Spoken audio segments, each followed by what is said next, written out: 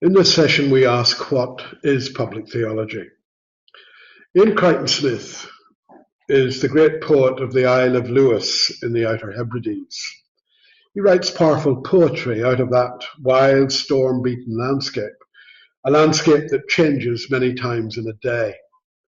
Crichton Smith's poetry and prose are informed by a deep sensitivity to the local and are characterized, as one literary critic put it, by his urge to connect the parish to the universe.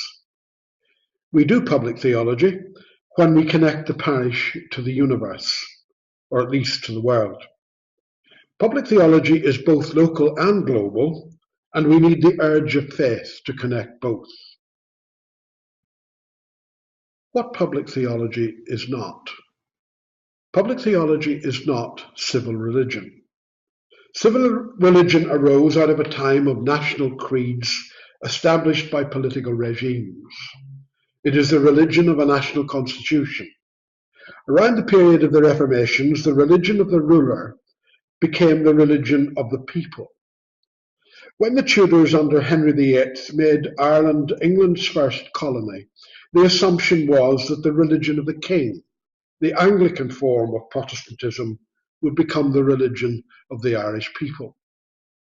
That was resisted, and Ireland did not become Protestant, at least 90% did not. The rest became bitter sectarian history.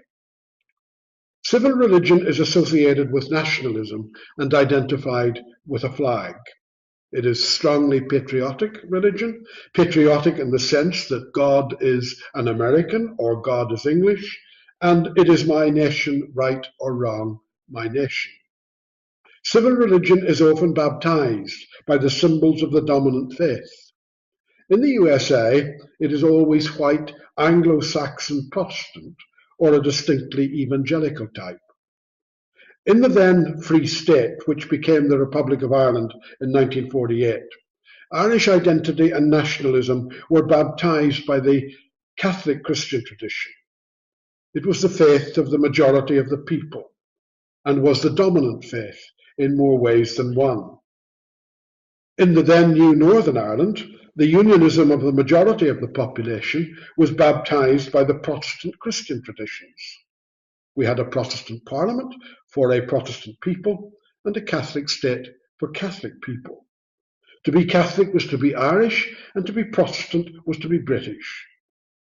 Britain had its own civil religion, especially through the 1688 Act of Settlement, where the monarch can only be a Protestant, which means Anglican, and can only marry an Anglican. There is an established state church, the Anglican State Church, of which the monarch is the supreme governor. Even though Prince Harry is well down the succession line, the American he married had to go through Anglican confirmation classes to become an Anglican. So too did Kate Middleton. Civil religion takes on the trappings of a national religion, and the flag usually has a prominent place in the church. At its worst, civil religion becomes idolatrous. God created in the state national image the patron of the nation. Civil religion is also the religion of the state constitution. German Reformed theologian Jürgen Moltmann once asked a very pertinent question: who is the God of the German Constitution? Who is the God of the American dollar? In God we trust? Or who is the God of the Irish Constitution?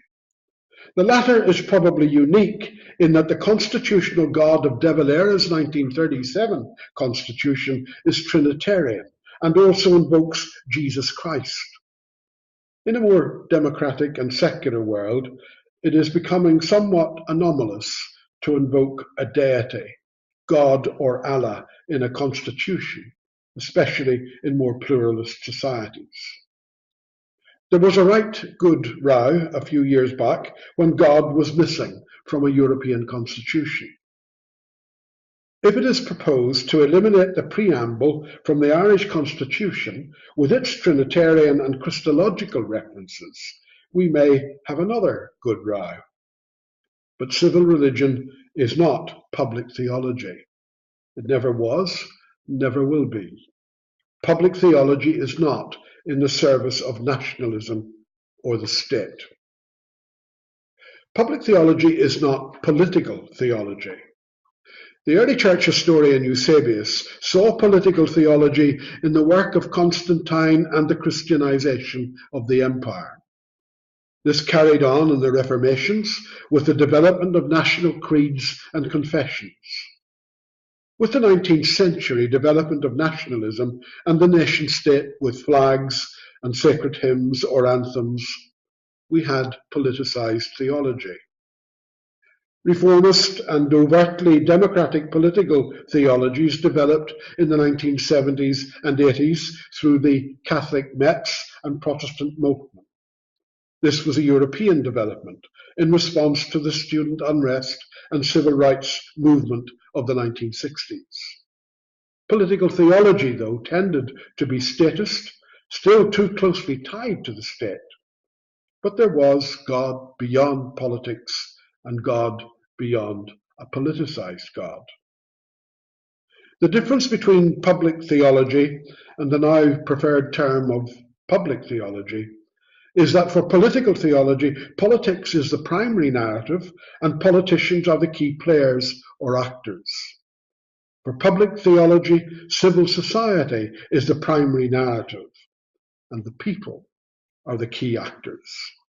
Politics and politicians are not the elite or the ultimate. To borrow words from the American Constitution, public theology is we the people theology. Public theology stands at a critical distance from politics, not in a dominating role or intimate bedfellow, but as critical and prophetic friend. This is why the faith community has to work out in a post-Christendom world a very different relationship with and to political power and the state. In an AC world, we are in a very different place, and our relationship to power is very different. But what does it look like? There are also politicians and nationalist and unionist mindsets that may still have to rework and reimagine that relationship. Public theology is not civic religion, and it is not political theology. What then is it? And here is a question for group discussion again. How would you define public theology for today? Remembering that to define means to limit.